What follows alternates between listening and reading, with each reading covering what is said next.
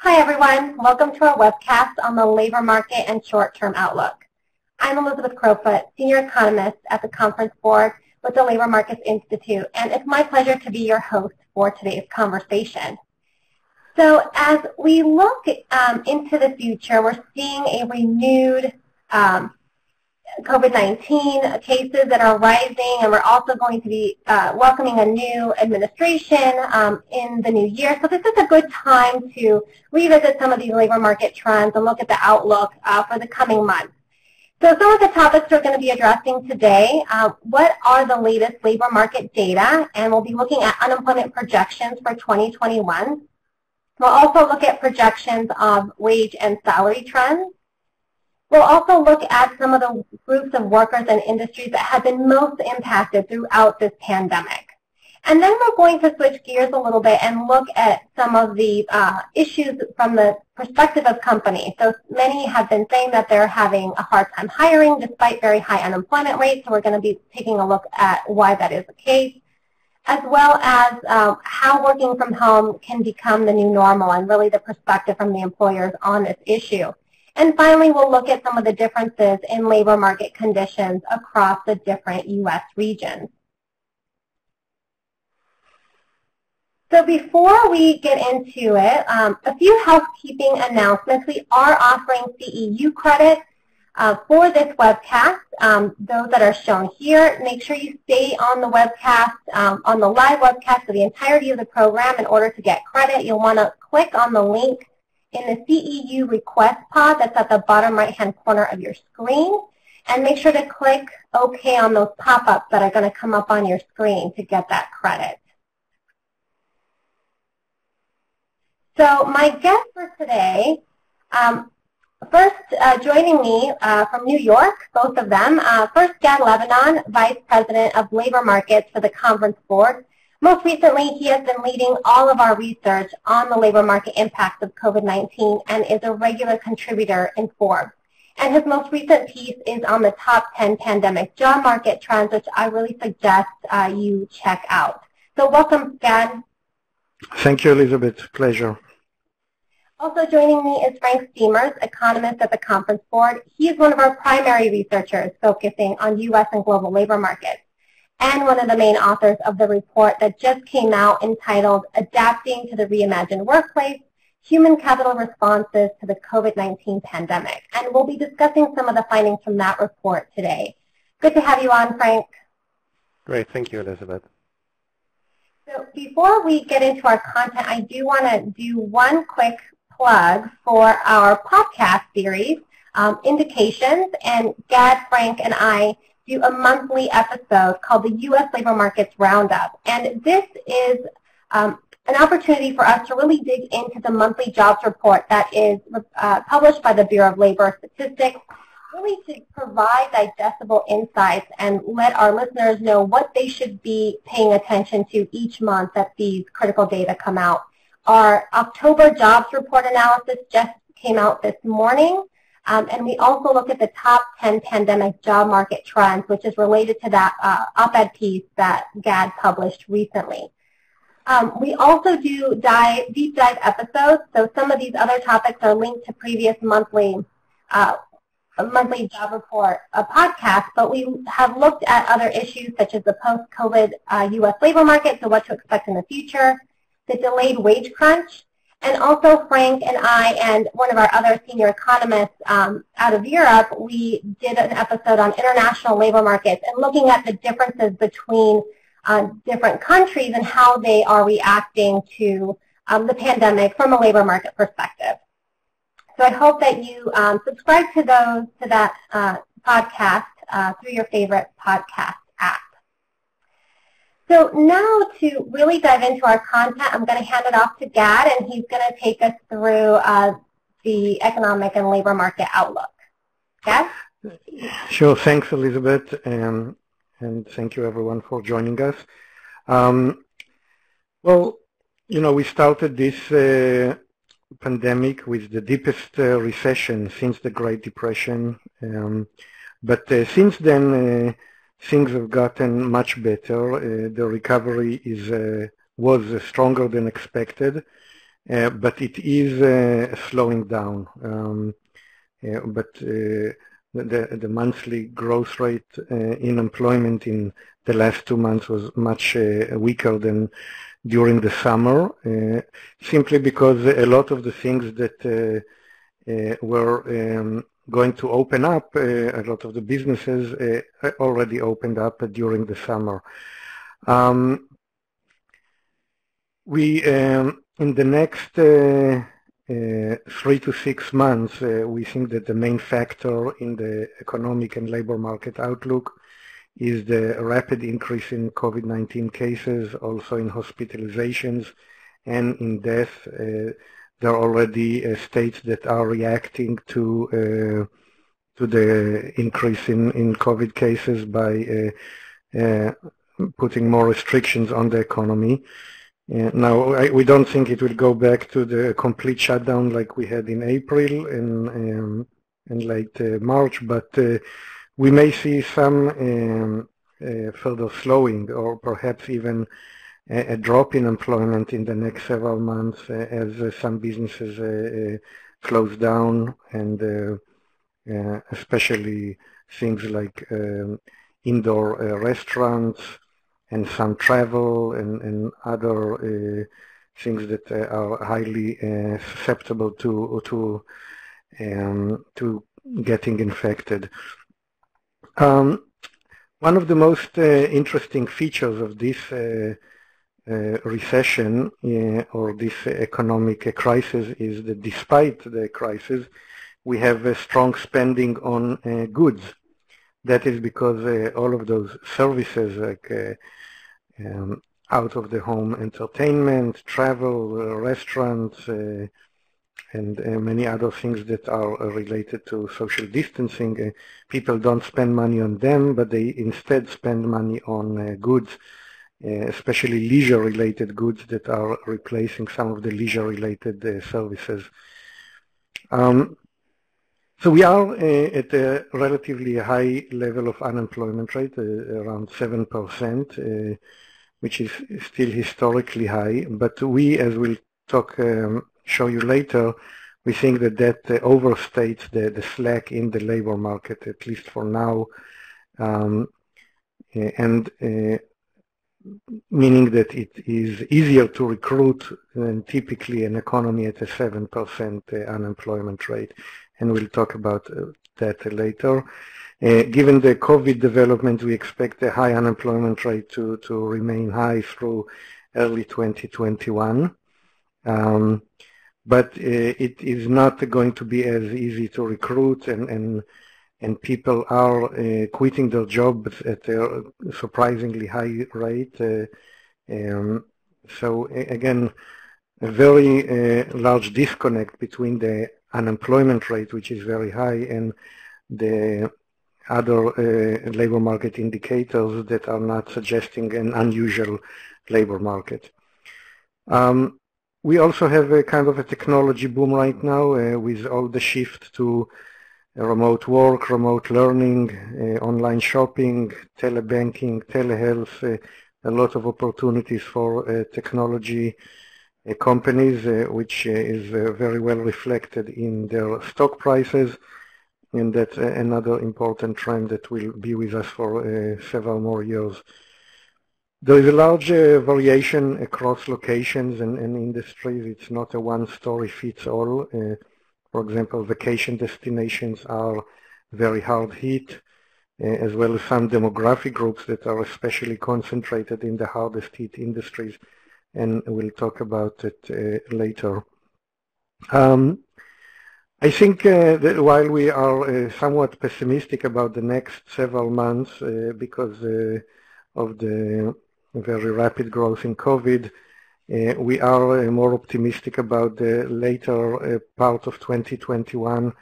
There's very good news about vaccines, and we could be seeing a very strong growth in the second half of 2021 if indeed the vaccines are widely distributed during this time and people are no longer afraid to go out and about and spend. So we may see by the end of 2021 and early 2022 a very different labor market, much closer to normal.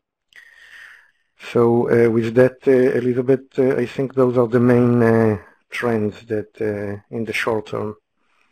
Great, thank you for starting us off. And I want to just really continue what Gad has been talking about here. One thing that he mentioned is that the recovery started out very strongly, but it has been slowing down. And that has been playing out in the employment data, so in the labor market as a whole. So what we see here in the red line is total employment in the U.S. economy. So we see that huge decline in March and April. We lost 22 million jobs over that period. The blue bars represent the month-on-month change in employment overall. So you see after April, we start to see some gains in employment in May and beyond.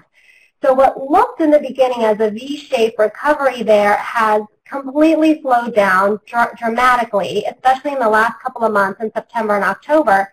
And each month we've been seeing employment gains less than the previous month. So it's really a dramatic slowdown in the overall labor market recovery. And that really is playing out as well in, one going too far here. It's really a result of some of the shift in our consumption patterns, which is something that Gad mentioned as well. So in the current recession, which is unlike previous ones, we're seeing that goods consumption, especially durable goods, has skyrocketed while services consumption has collapsed.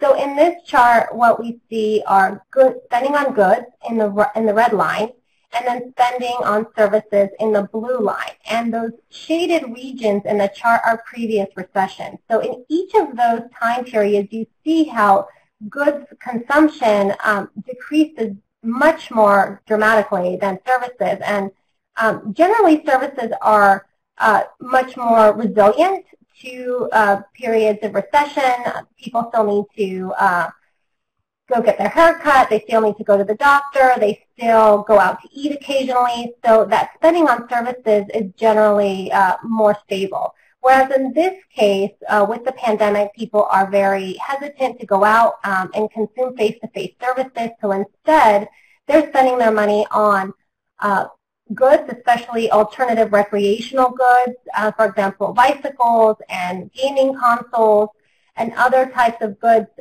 since they aren't able to spend their money on services. So that's really been also driving some of the employment dynamics from an industry perspective. So what we see here are the percent change in the number of jobs by industry. So you can see that if you focus first on the gray bars, that's the time period from February to April, where we've seen almost across the board job losses across all of these industries, especially those that are most impacted by social distancing. So performing arts and accommodation, amusements, gambling and recreation, childcare, food services, for example, and even retail was hit pretty hard.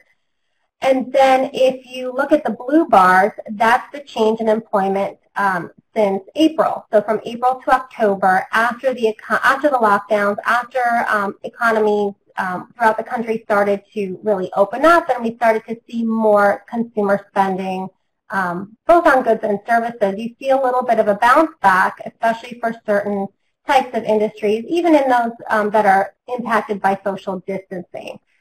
And in the dark round circles here, that's the overall change from February to October. And you can see that despite there being a little bit of a bounce back, most of these industries are still below employment levels that we saw in February, and in some cases 30, 40, almost 50% lower than before. There is a bright spot. If you look at the bottom part of this chart, you see that there are some industries that have actually gained in employment over their February levels, and that's related to those changing consumption patterns, right? Goods consumption and online, the boom in e-commerce and online shopping. So employment in warehousing and storage, for example, and couriers and messengers, which is all the deliveries that have had to happen. We see growth in employment there over pre-pandemic levels, as well as super centers and warehouse clubs and food and beverage stores as people are home and eating in more and buying home supplies. That's really where we're seeing the most gains in employment right now. So those are some of the industry level changes that we've seen, and that in turn is impacting the type of how different groups of people are experiencing this recession, right? Because certain types of groups are more concentrated in these industries that are impacted by social distancing. What we have here are the unemployment rates by demographic group. If you look at the far left-hand bar, you see unemployment is now at 6.9%. And the dark circle represents the unemployment rate in February before the pandemic hit. And really the point of this chart is that different groups of people have seen an unemployment rate increase much more than other groups. So for example, the younger workers that are 16 to 24 years of age, those are heavily concentrated in recreation, in food services, in hotels. So they've seen very high unemployment rates. They're still at double digits, whereas those workers that are 25 and above have much lower rates of unemployment. Same story when you look at different education levels. Those workers that have lower attainment levels of education have higher rates of unemployment than those that have a college degree, and that difference between pre-pandemic and current unemployment rates is much larger. By race and ethnicity, most of these racial groups, Hispanics, Asians, and whites, are now in single digits, whereas blacks are still in double-digit unemployment rates at 10.8%. And generally, all non-white groups have had a larger jump in unemployment than whites. And then by gender, this is quite surprising. Now, we see that women's unemployment rate is less than men's.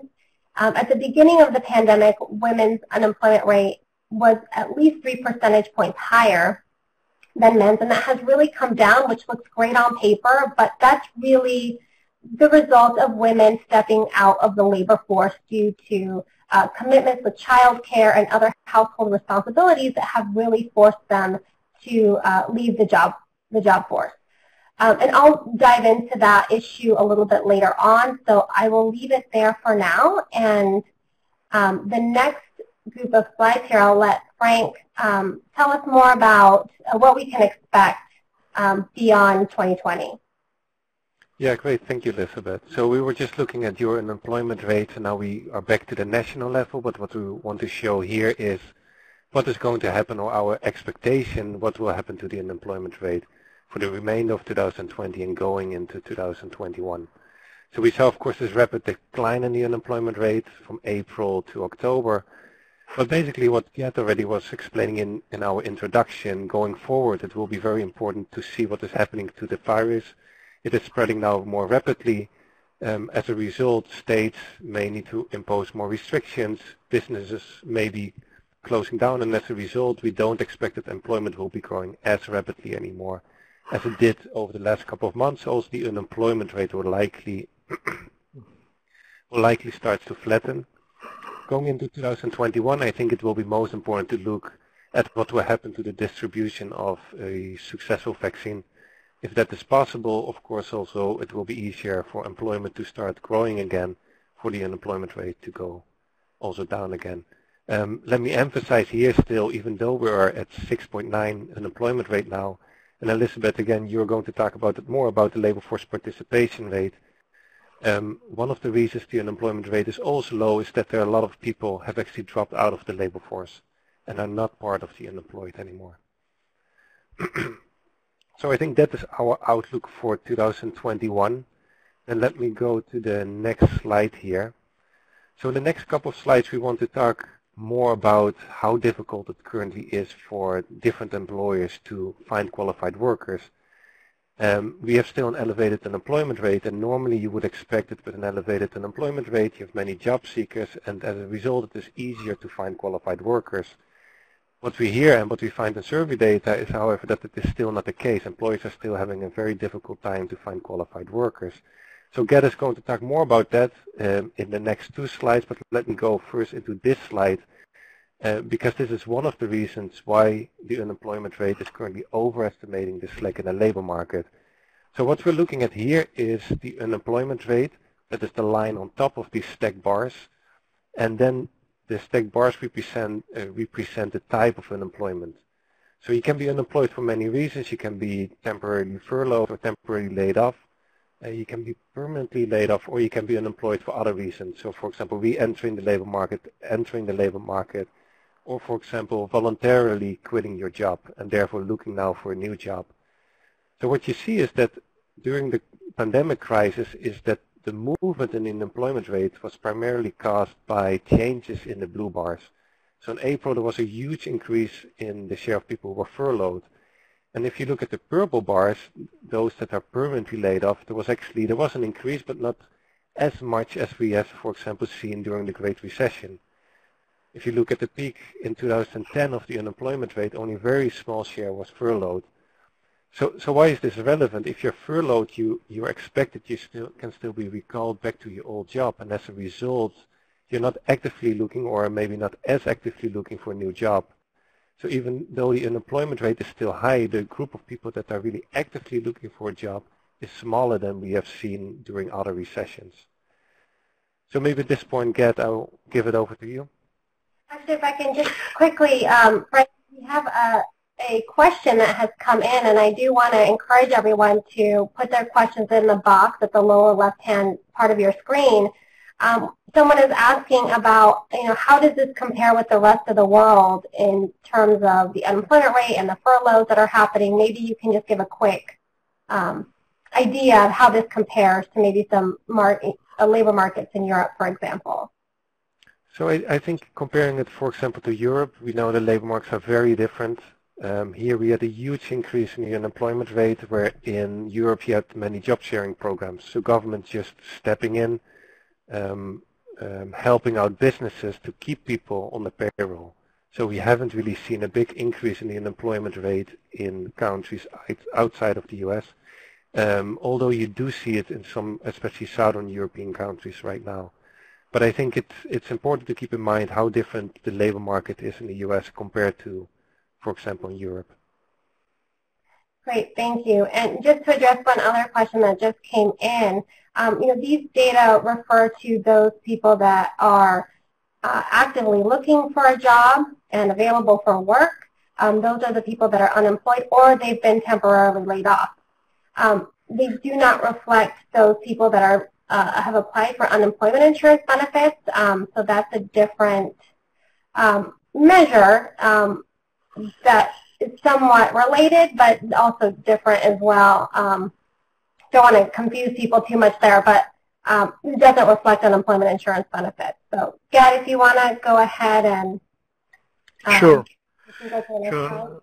And I'll briefly address this question as well. But before, I think one of the most interesting parts about the labor market in this pandemic is that even though the unemployment rate is quite high, it was 15% in April, but it's still at 7%. It's still well above normal.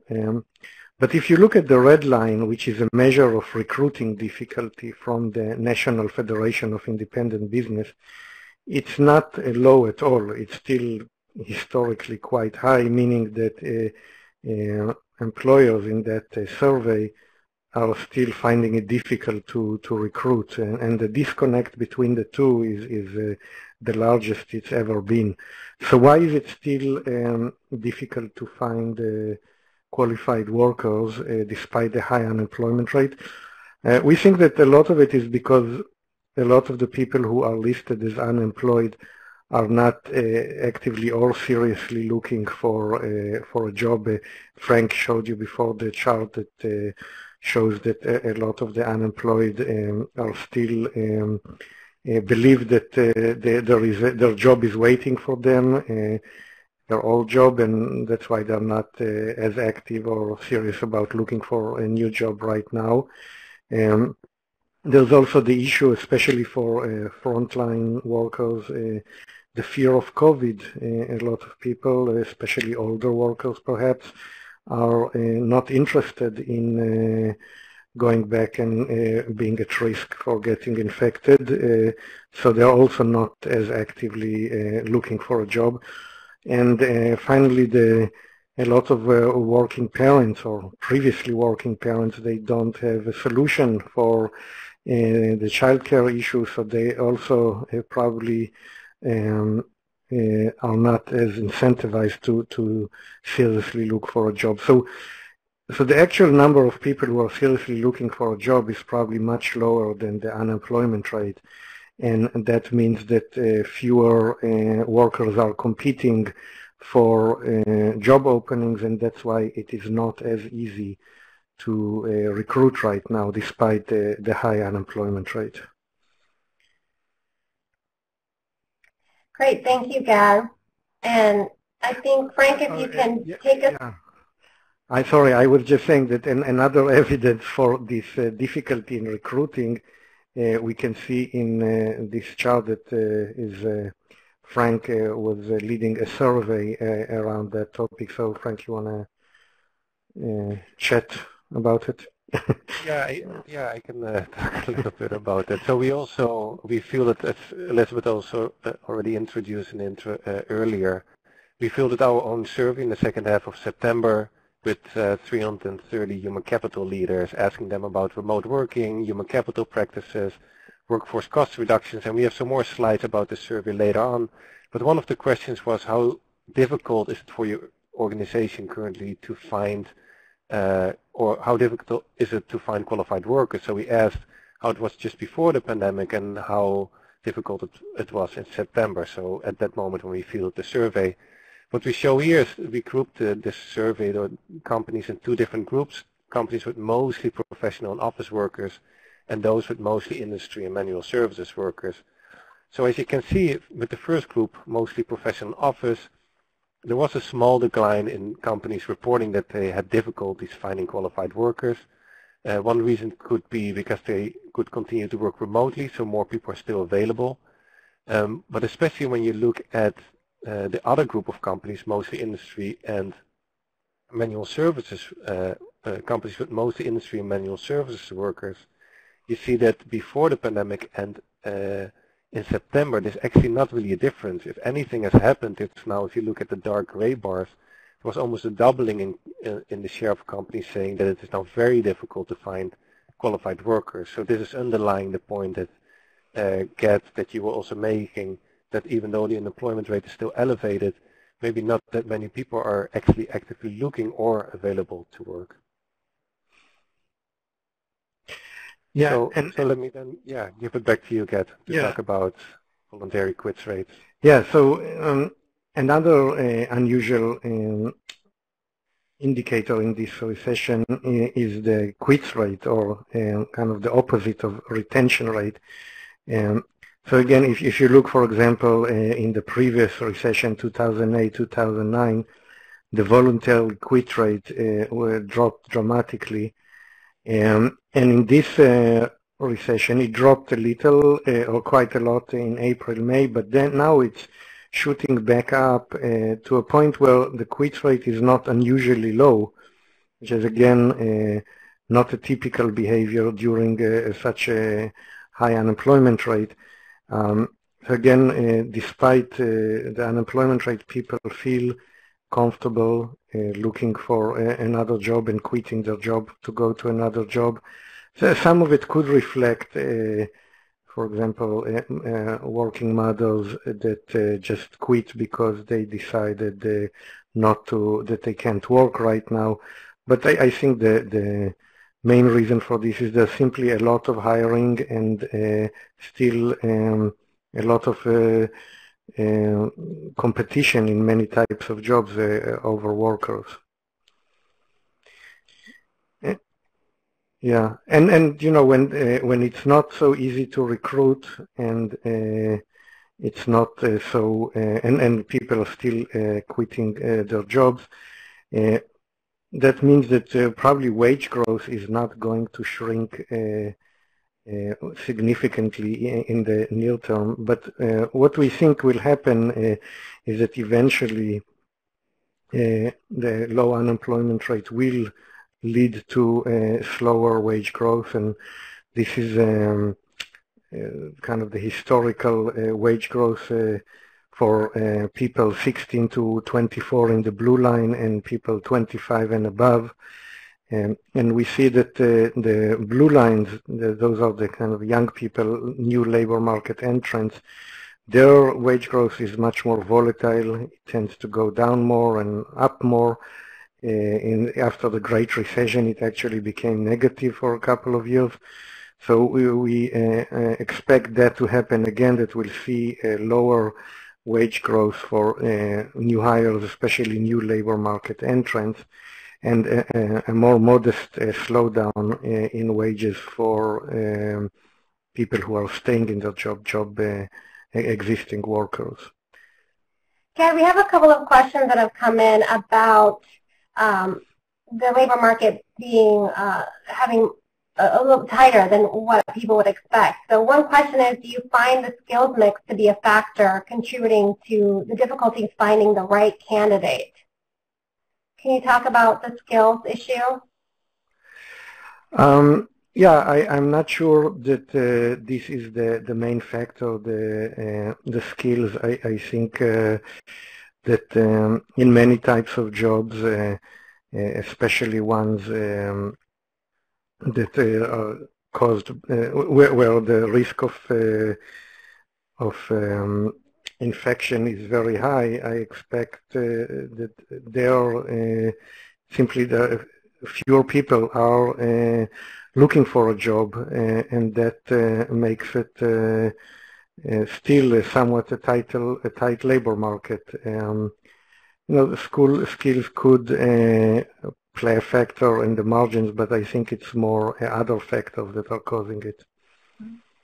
I also really am enjoying all this back and forth about the definition of unemployment, and as a labor economist, this is what I feed off of, right? So just to clarify here, those people that are counted as unemployed by BLS must be actively looking for a job, or they can be temporarily laid off. And in that case, they do not have to be looking for a job in order to be counted as unemployed.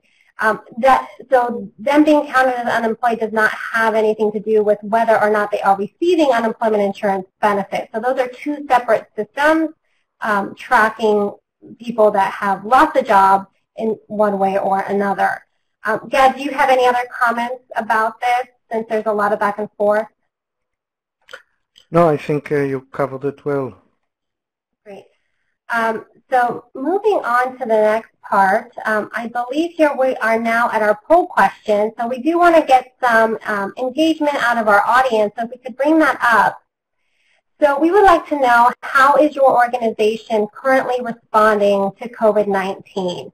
The options are increased hiring, reduced hours worked, cut bonuses, cut wages and salaries, furloughs, so temporary layoffs, permanent layoffs, or other. And please use the chat box here. We really like to see other options that maybe we haven't thought of before, or see how prevalent other options are. So we can give this a few more seconds here. I'm going to count down like I do with my children, and 5, 4, 3, 2, and 1. We'll go ahead and close that off. So it looks like very even, other than reducing hiring 44%.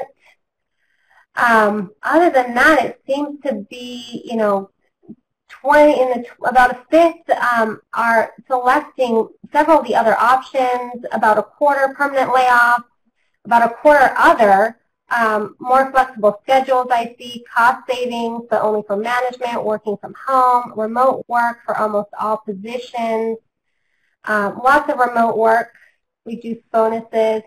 Yeah, I mean, this is, I think, similar to what we are seeing. Guys, do you have any reactions to this? Yeah, my reaction is that people are very interested in the remote work, and luckily for them, we have several slides on that later in the webcast. But otherwise, yeah, I'm encouraged to see that relatively few cut wages, and that's probably something that will shrink over time as the economy recovers. Frank, do you have any comments about this? Yeah, I think this was actually one of the questions, and I will go to the next slide soon, where we asked this in our survey, and there we also saw that most companies have either been freezing their hiring or they have restricted hiring to just critical roles. So that is what I see. It's good to see that more companies are also increasing hiring again. We see we're now in this recovery phase. And similar to our survey, so maybe we can go back to the slide deck, also there you see that few companies have actually an appetite to be cutting wages and salaries. So if we can bring up the slide deck again.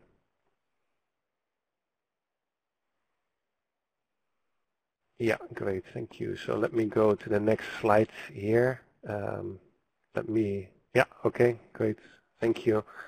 So what we asked in the survey was kind of a similar question, but we asked which actions have you already taken, but also what actions do you expect to be taking over the next 3 months, so during the fourth quarter.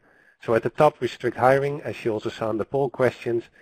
I think what I want to emphasize here is that we also feel that this survey actually in April, the same question, at that point we saw that most people were talking about implementing furloughs. So if we now look at implementing furloughs, it's a little bit in the middle of the list here. If you look at this 3%, the dark gray bar, only 3% of companies are still thinking of doing that in the next 3 months. And this is very different than we saw in the beginning of this crisis. Now we see that more companies have already conducted permanent layoffs or are still thinking of doing that in the fourth quarter. And the same for implementing major restructurings to your organization. So I think so many months now in the pandemic, many companies have realized we really need to make very strong and structural changes to keep up and to have a strong business in this new business environment. So I think that are the main insights here. And let me just add also here in the chart what I said earlier, wages and salaries. Some companies do that, but not many companies want to take this action. So let me give it back to you, Elizabeth. Great, thanks, Frank. And we do have some content on remote work, so we will be getting to that shortly. But just a quick sidebar here on the labor force participation issue. I had alluded to this previously, where the labor or unemployment rates for women were very low, and I mentioned that that was because many were stepping out of the labor force. And what we see here are labor force participation rates for men and women ages 25 to 54. And these are people that are most likely to be parents, especially of school-age children. And you can see that the women in red, that feeds off of the right-hand axis. The labor force participation rate for them is almost 2.5 percentage points below where it was in February. And for men, it's about 1.5 percentage points below. So women have had to step out at a much greater rate than men. And that's really, threatening to step back or to wipe out a lot of the gains that women had made after the Great Recession. If you see the previous recessionary period, the labor force participation rate pre-pandemic was much higher than that. We had made a lot of gains in that time, and they've essentially been completely erased, and we're now at labor force participation rates that we saw in the 1980s for women. So it's definitely a disappointment there. And then just to go back to the situation with parents, going far, a little too far. So again, it's mostly mothers of school-age children that have been leaving the labor force. On the left-hand side of this chart or this slide, you see the percent of adults ages 25 to 44 with children, so these are mothers and fathers, that have reported that they have left the workforce due to COVID-19 related child care issues. So this is data from the Census Household Pulse Survey that's conducted every week, or was conducted every week. This is the first wave that went through from April to, I believe, July. But if you average all of these percentages out, for women, it's about a third of respondents that said that they were leaving the labor force because of child care versus about 12% for men. So we know that women are bearing the brunt of child care and home responsibilities more than men. And on the right-hand side of the chart, you see the change in the labor force participation rate for parents of school-aged children, again because of home or family concerns, and for women, they're stepping out. This chart is inverted, that's why it's a positive change, but it's actually women have a 2.5 percentage points lower percentage of labor force participation than men, which is about 1.5 percentage points. So again, mothers are leaving the workforce at much higher rates. And I mentioned that they're not only leaving the workforce, but they're stepping back, and there are different ways to do that. So what we see here are the different methods that mothers and fathers have decided to take a step back from the labor force. So women are more likely to say that they plan to reduce their working hours, or say that they consider doing these things, switching to a less demanding job, taking a leave of absence, moving from full-time to part-time work, or leaving the workforce entirely, which is what we've been talking about. And this has implications not only for participation, but for pay and gender pay gap issues. The more that women step back, those opportunities aren't there as much for women. It's really hard to also make up hours worked, those missed opportunities with the employer that could potentially lead into promotion opportunities and increase in pay. All of that also takes a step back for women during this time. So it's not just participation, but opportunity as well. So with that, Gad, there's also another segment of the workforce that has been stepping back. Can you lead us into that? Yeah, what we see here is the labor force participation rate of people 65 and above. And you see that this, in general, over the last 20 years or so, even more, there's been an upward trend in the labor force participation, so people are retiring later and later in life.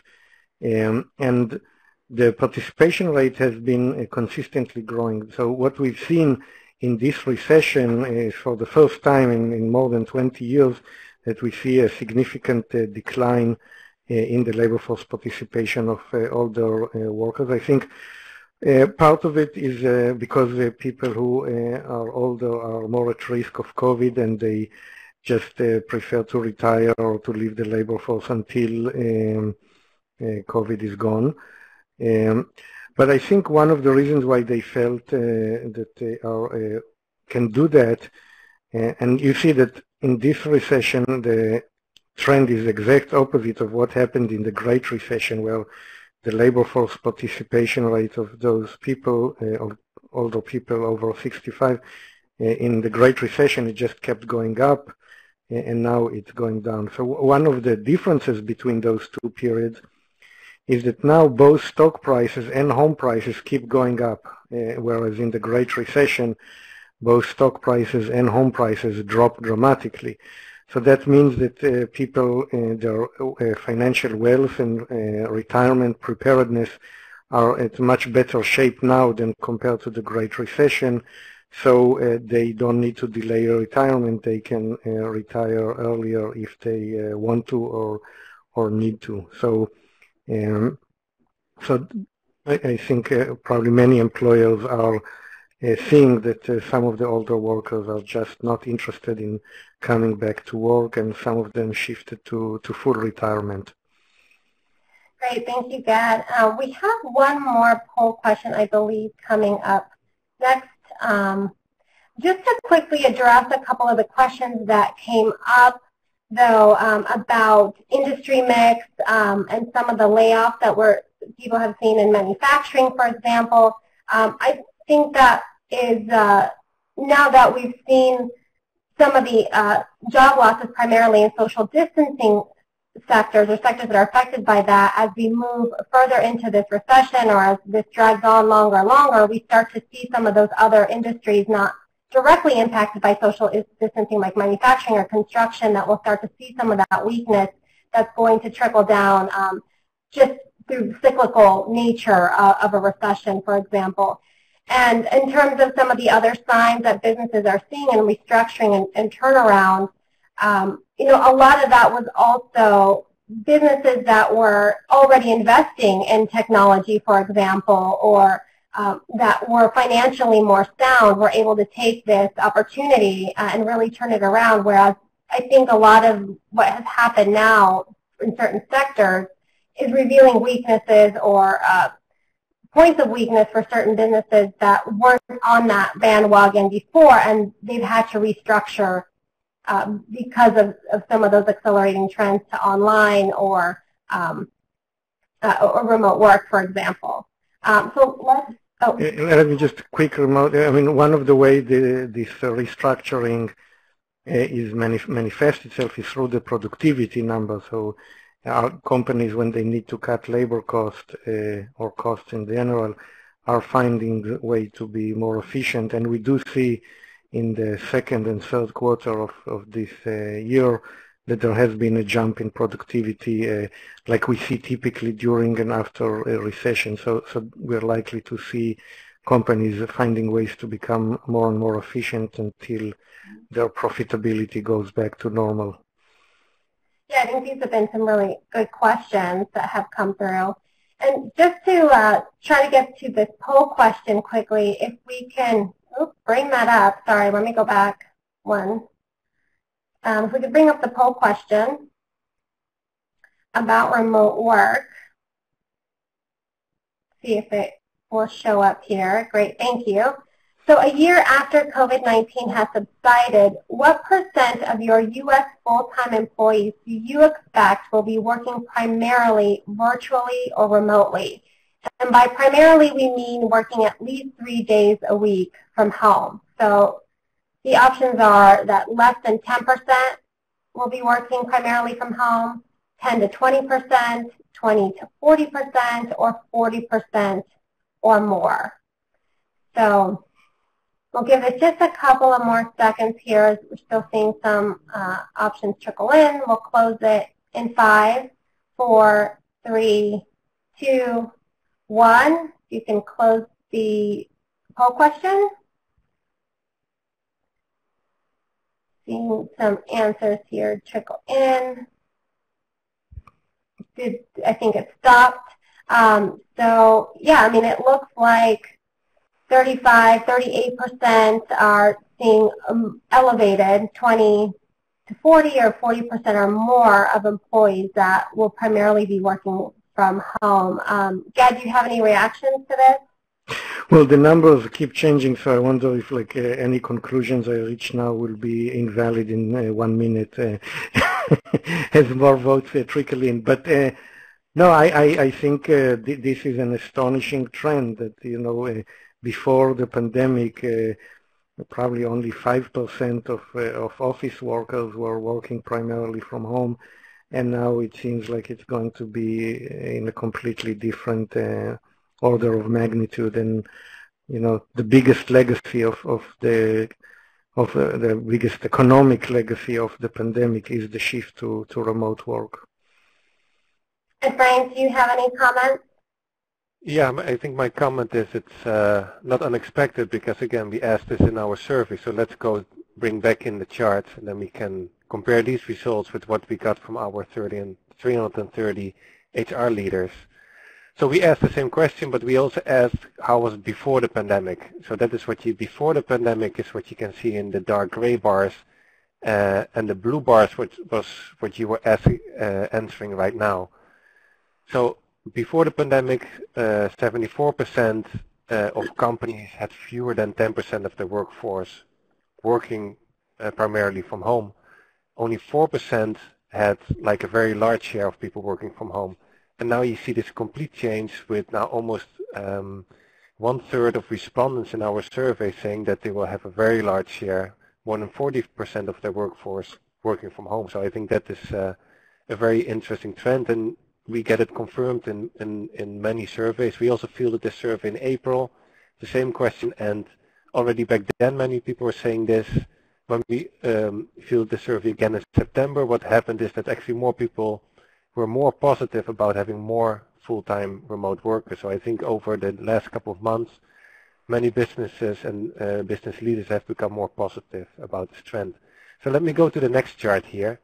And because one of the consequences could perhaps be, if you're more open to have more remote workers, then how is that going to impact your hiring practices? So we ask, like, how willing is your US operation to hire full-time employees who predominantly work from home? So the lower bar shows how it was before the pandemic. So 40% said we were not willing, then another 40% said we're only willing if people can still occasionally commute into the office. And now you can see how this has changed. Now 9 out of 10 companies are saying that they're open to some form of remote working. Still, most people are for this hybrid model. 51% is saying only if they can occasionally commute into the office, but I think this other share, 100% anywhere in the US or 100% globally, that's such a big increase. So you see that what it could mean is that you have all of a sudden a much larger pool of people you can hire from. You don't need to look only for people who can occasionally commute into the office. And even if you think going globally, this could also impact maybe your labor costs. So let me with that go to the next slide here. Oh, yeah, of course. I'll just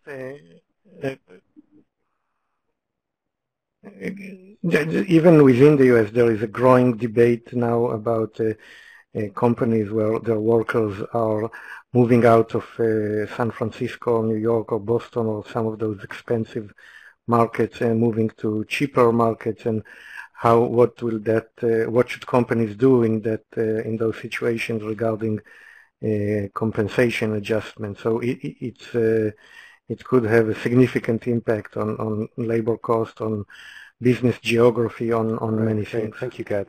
So let me then go to the next slide. So basically we know that it's not all workers can work from home, and this was already a trend that we saw happening over the last 2 decades. So we're now looking at pre-pandemic data where we looked at different occupations and where we saw the strongest growth. So comparing the early 2000s, so the share of full-time remote workers, you see that it was relatively small still in the early 2000s, but you see this huge increase, especially for computer occupations up to 2019. Of course, at the bottom of this list, you see a lot of occupations where you just cannot work remotely. So also there you don't see a big increase. But I think that this is showing that there was already a lot of potential for more remote working, and I think that is what we're going to see over the coming years. So let me give it here back to you, Elizabeth. Great, thank you. And I think this takes us to our next section. Gad, did you want to briefly go through some of the regional outcomes? Yeah, so through September, we've seen a large variation across states. So it's not one story fits all in terms of job losses. In New York here, New York State lost 11.5% of their jobs, which is almost a depression-like number, and also other parts of the Northeast and the Pacific. But a lot of the heartland, the South and the Midwest, and the West as well, the mountain area, seen relatively small job losses. Some of it depends on areas that have a lot more tourists and vacation destinations lost more jobs, but a lot of it is because of restrictions. Areas that perhaps were harder hit by the COVID at the beginning, and governments became more restrictive. We see that they lost more jobs, and since we're heading now perhaps to a second round of restrictions, we may see perhaps in different places, job losses. I think in terms of metropolitan areas, you see a lot of the ones that are ranked here in the top in terms of job losses are metro areas that are vacation destinations, like in Hawaii, the Jersey Shore, and Las Vegas, of course, New Orleans, and also big metro areas like New York City and San Francisco that are also big tourist and vacation destinations. So that has a big impact on where the job losses are. Those are the areas that are likely to recover the fastest once the pandemic is over and people are going back to tourist destinations and start going out and about. Another very important trend in terms of geography is the city center story. So what you see in this chart, we look at the change in online job ads between February and August, and we divided it into 5 groups. So you see the biggest drop was in principal cities, so those are like the main cities in metro areas of the largest metro areas. So here we're talking about the New York and San Franciscos of the world, of the US. They had a drop of 18.7% in online job ads. The principal cities in the smaller metro areas also had a significant job loss. But if you look at the other parts of the countries, the areas in metro areas that are not the principal cities, so smaller towns and suburbs around the main city, and also areas that are outside of the large metro areas, there we've actually seen an increase in the number of job ads. And that makes a lot of sense because when COVID hit, people stopped going, many people, most people probably stopped going to the city centers, the employment concentration for work, and that means that they also didn't buy lunch there or dinner or happy hour or went to their dentist or the bank in those areas. They shifted those purchases from city centers to probably around where they live. So the city centers got much harder hit than other parts of the country, and it may have big implications moving forward. That's going to take us close to the top of the hour here, so just some quick closing comments. We do have our content hub for COVID-19 where we've compiled all of our insights around the impact of the pandemic on business and the global economy, so you can check that out here. And we also have some upcoming webcasts. If you enjoyed this programming today, there's some other related content that's coming up, so you can check these webcasts out or click the link for our upcoming webcast program. And finally, I do want to remind everybody to please fill out the evaluation form that's going to pop up on your screen. Just stay on for just a couple of seconds after we close, so that you can see that webcast evaluation form. And I just want to thank Gad and Frank for joining us today, and as well as our audience members. It's been a pleasure to host this conversation. I'm Elizabeth Crowfoot for the Conference Board. Have a wonderful rest of your day.